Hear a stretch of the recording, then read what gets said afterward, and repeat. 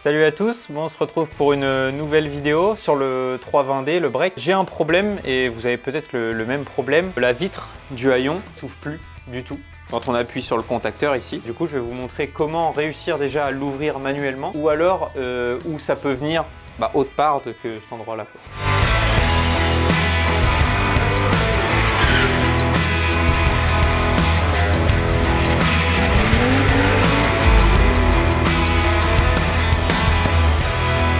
Si vous n'avez pas le même souci que moi, si ça vient pas vraiment du contacteur en lui-même, ça peut venir du faisceau. C'est des fils qui vont se couper dans les gaines de haillons. Du coup, on va venir ouvrir le coffre entièrement. Bon là, moi, c'est déjà le bordel.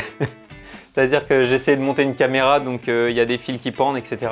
Ici, vous avez normalement un cache qui est par-dessus pour cacher toute la tôle, etc. Il faut arriver à l'enlever.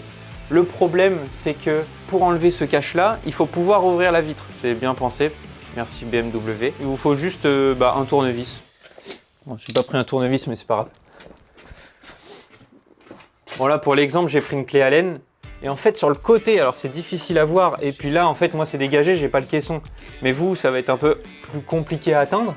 Mais juste ici, vous avez un trou. Vous venez passer votre clé Allen ou votre tournevis, je sais pas ce que vous prenez. Et vous tirez, et là, c'est ouvert. L'autre souci, comme je vous disais, qui vient pas forcément du contacteur, mais qui vient d'ici, de ces gaines-là. Alors, je pense une des gaines. En fait, le souci, c'est simple, et j'ai déjà fait une vidéo sur ça, sur une réparation de faisceau, sur la Mito. À force d'ouvrir et fermer votre coffre, et vous voyez, les gaines, elles bougent, et vos fils à l'intérieur, ils peuvent s'étendre et finir par casser. Qu'est-ce que vous avez à vérifier avant de commencer à enlever les gaines et tout, parce que vu comment elles sont mises, c'est un peu chiant. Pour faire le test, il faut refermer la vitre, tout simplement. Vous rouvrez votre coffre. Et donc une fois que votre caisson il est enlevé, vous venez enlever ce petit connecteur là. C'est vraiment le connecteur du contacteur là, pour la vitre, de l'interrupteur. Et là, tout simplement, vous prenez votre trombone et vous le mettez dans les deux trous ici. Pas celui-là. Celui-là, c'est les deux fils qui sont reliés à l'interrupteur. Et justement, vous voulez chanter l'interrupteur. Et là, voilà. Et là, ça marche. Ça veut dire que mon problème, là, il vient de l'interrupteur et pas du faisceau. Donc maintenant qu'on est sûr que ça vient de l'interrupteur et pas du faisceau, parce que si ça venait du faisceau, il se serait rien passé du tout. Maintenant, on n'a plus qu'à le changer. Voilà, je l'ai commandé et on va le changer. C'est le contacteur et c'est celui qu'on va changer.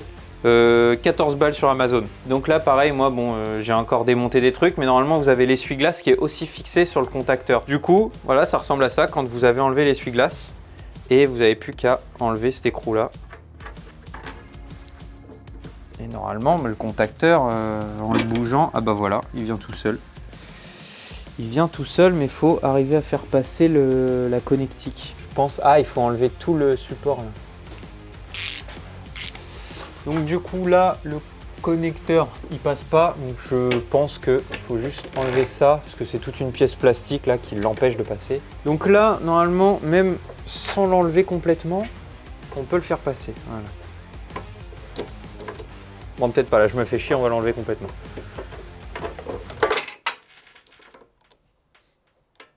Ta grand-mère. On va remettre le contacteur pour l'instant, on le cherchera après. Et pour vous montrer que c'est la même chose, vraiment ça fait pièce d'origine quasiment. Bon, là vous n'avez pas la petite partie métallique en soi, c'est que plastique. Mais voilà, lui on sent qu'il est mort et lui on l'entend cliquer déjà. Donc là je viens le remettre en place à peu près. Voilà. Et maintenant il faut remettre cette pièce là que j'ai enlevée. Donc qui fait l'essuie-glace et la fermeture de la vitre, sauf que j'ai paumé l'écrou. On peut remettre, alors comme j'ai dit, le contacteur, puis cette pièce-là, là. On vient le rebrancher, lui. Alors ici, parfait. Là, on va resserrer du coup le petit écrou.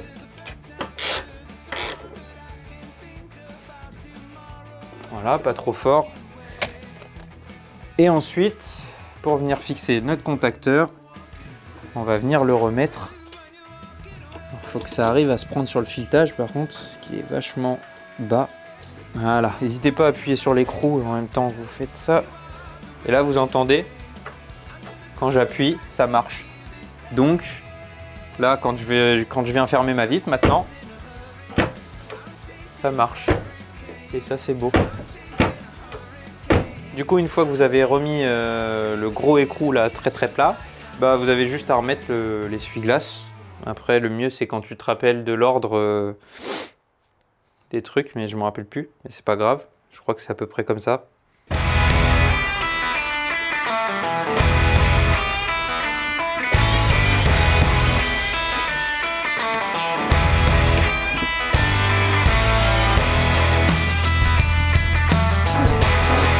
Voilà, là ça a l'air d'être assez serré. Il faut pas forcer de toutes ses forces non plus parce que sinon vous allez tout péter. Ça m'est déjà arrivé. Au début, quand j'y connaissais rien, j'ai fait de la merde. Et il n'y a plus que ce petit cache là à remettre. Bon, faut faire gaffe, ces caches là, souvent ça casse quand vous essayez de les enlever. Voilà.